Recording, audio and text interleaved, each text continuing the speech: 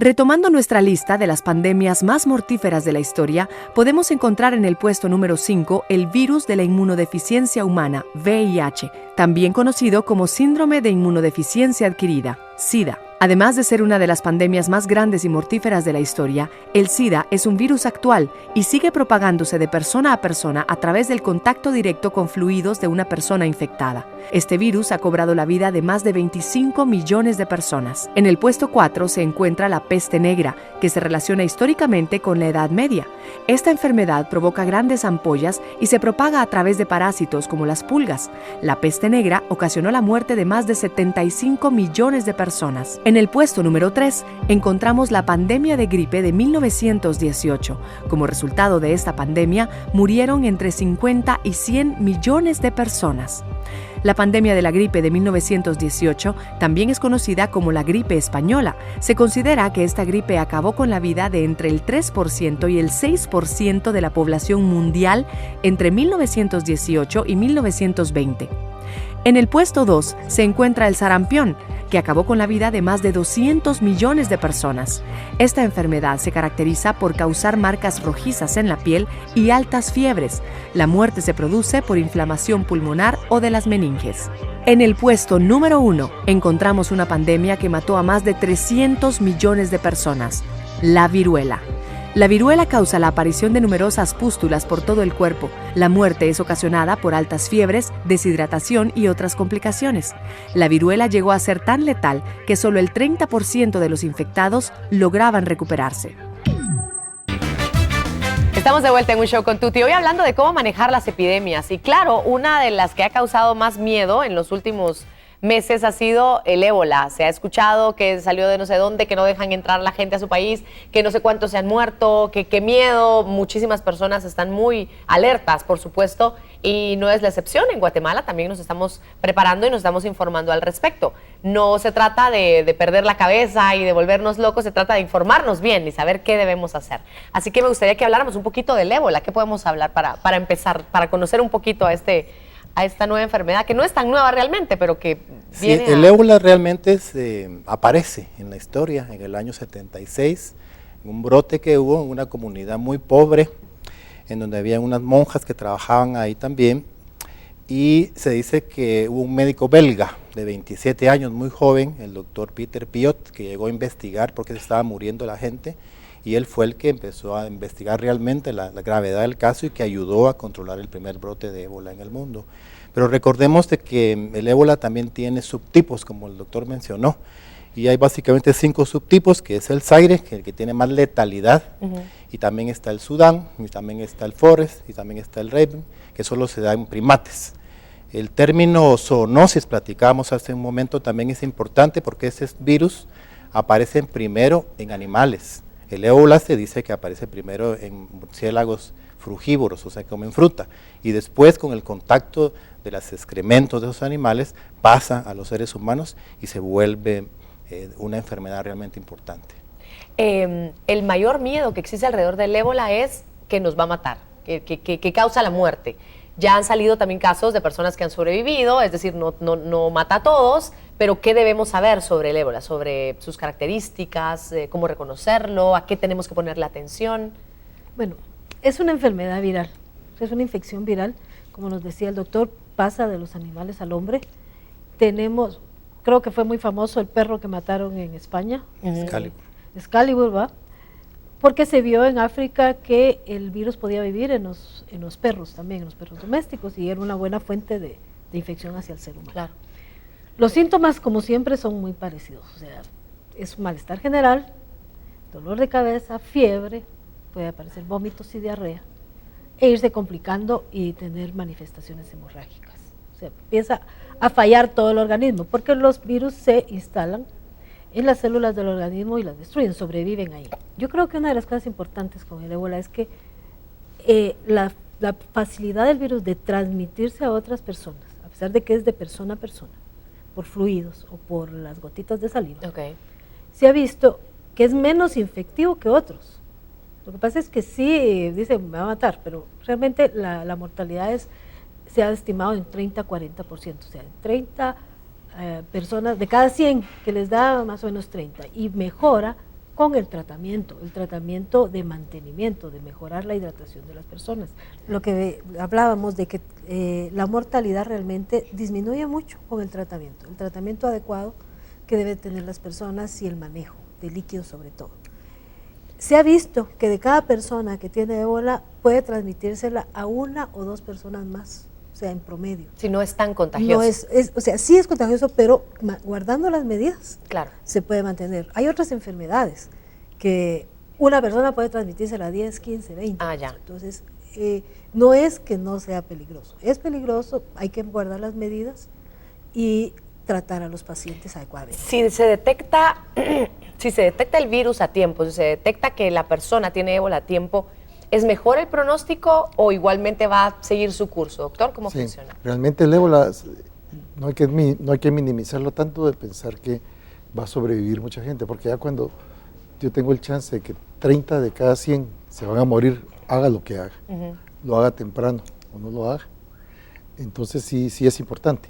Si yo no hago nada o estoy en un área aislada de África, se muere el 90% de las personas. Wow. En Liberia y Sierra Leona, por ejemplo, ha sido diferente. Liberia viene saliendo de una guerra civil, la cual tiene el sistema de salud muy frágil, claro, y ahí se ha muerto el 57%, aún con todo el apoyo de Médicos Sin Fronteras y la OMS. En Sierra Leona, que tiene un sistema más potente, ha muerto el 31%. Ya. Aún en Estados Unidos, la gente mayor que llevaron, que eran misioneros mayores de 60 años, aún con todas las medidas que ellos tomaron, se murieron ambos, en España. Pero gente más joven que se ha enfermado ha logrado salir adelante, sí, pero el manejo de intensivo que requieren es muy complejo. Se requiere el mejor personal de intensivo, de parte médica, de enfermeras, que tengan todas las medidas de equipo de protección personal y el seguimiento adecuado de contactos. Para controlar una epidemia de ébola, 3 son los factores primarios. 1 es detectar el caso a tiempo, saber cuál es la definición de caso con su nexo epidemiológico. Nexo epidemiológico quiere decir dónde estuvo y estuvo en contacto o no con pacientes con ébola. Primero. Segundo, cuáles son sus contactos. Los de alto riesgo son aquellos que tuvieron contacto sin protección con las secreciones del paciente. Por ejemplo, yo vengo en un avión sentado al lado de una persona que viene de Liberia y que no tiene síntomas todavía, no es ningún peligro para mí. Pero si el paciente empieza con los síntomas y vomita y me cae el vómito encima, eso sí es un riesgo. Claro, claro. Y es un riesgo real, entonces me transformo en un contacto de alto riesgo por eso. Es muy improbable que alguien que viaje en un avión vaya a empezar exactamente en el momento del vuelo, pero no es imposible. Y luego los contactos de bajo riesgo, que son todo el personal de salud que ha atendido a los pacientes, pero lo ha atendido, como dice la doctora, con protección y de manera adecuada. Eso no es tan sencillo, porque aún la enfermera española, teniendo todos los medios, se infectó. Claro. Y el manejo del equipo de protección personal requiere una capacitación muy estrecha, porque no es lo que los médicos o enfermeras estamos acostumbrados a utilizar para atender pacientes. Nosotros cuando estamos atendiendo a un paciente muy grave queremos estar cómodos, no sentirnos maniatados. Claro. Entonces, si usted se siente maniatado, tiene que usar doble par de guantes, una bata, un equipo que no le permita que haya contacto de la piel con ninguna secreción del paciente, porque el chance de que se transmita ya con esa secreción sí es más alto. Ahora, es de 1 a 2 personas desde el punto de vista epidemiológico globalmente como población. Pero para mí que estoy en un intensivo a cargo del paciente, claro, ahí sí el riesgo es muy alto. Por supuesto. Entonces, ese proceso se ha hecho, incluso un médico de CDC Estados Unidos hizo una prueba, agarró jarabe de chocolate, se lo echó en el equipo de protección personal y se lo quitó con todas las normas que están descritas. Aún así, le cayó chocolate en el cuello y en el brazo. Esto no lo digo porque quiera crear pánico, sino porque simplemente es una realidad. Entonces, la solución a esto es nadie se viste ni se desviste solo. Están en pares. Y lo otro es que tampoco puedes sacar muestras del laboratorio, del centro de ébola que se designe, y llevarlas al laboratorio del Roosevelt San Juan de Dios, porque entonces contamina todo el otro laboratorio. Claro. Entonces ahí tiene que generar todas las pruebas de laboratorio, sueros, equipos, todo en el sitio. Máquinas automáticas, portátiles, que no le permitan a la gente entrar en contacto con secreciones del paciente. Es decir, en el momento en el que ya esté la manifestación del ébola, esta es una enfermedad de hospital, no es de casa. Eso es de hospital y de intensivo, no de cualquiera, no en una emergencia. Por ejemplo, si un paciente con esas características está en el intensivo del Roosevelt o en la emergencia del Roosevelt, en este momento habría que trasladarlo. hay que llevarlo a otro lado porque no tenemos la capacidad no por personal médico, sino porque no existen las condiciones físicas ni de equipamiento para atenderlo. Porque ahí sí se necesita un aislamiento más. Ese Un es el aislamiento aislamiento. nivel 3 se llama.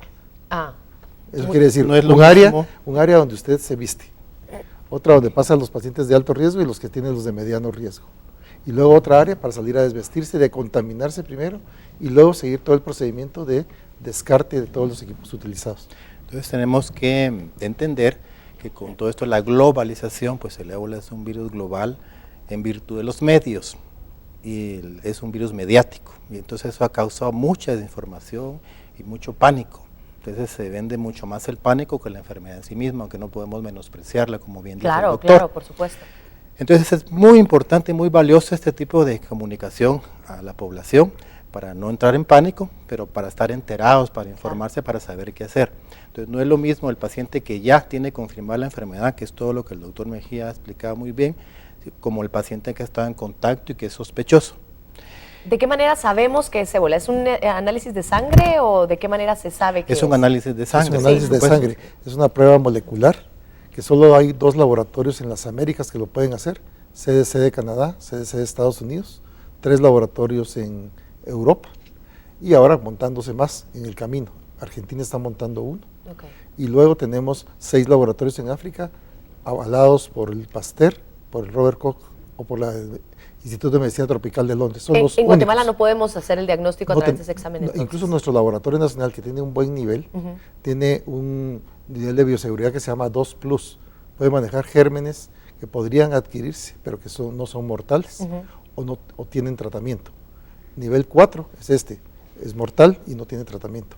Ya. No tenemos eso acá. No tenemos la capacidad. No lo tenemos aún y nos estamos de alguna manera preparando desde ya en Guatemala y por eso queremos presentarles a ustedes esta cápsula en donde nos comentan un poco de qué manera el doctor ha sido parte importante del equipo de preparación, de qué medidas a nivel país podemos tomar y por supuesto que cada uno de nosotros tenemos que estar muy bien informados, que ese es el objetivo de este programa para poder hacerle buen frente, sobre todo también si se puede prevenir, también saber de qué manera hacerlo. Vamos a ver entonces qué se está haciendo. Los síntomas del ébola son sangrado en la nariz u otras partes, vómitos con sangre, erupciones en la piel, diarrea algunas veces acompañada de sangre, fiebre muy alta y dolor muscular intenso.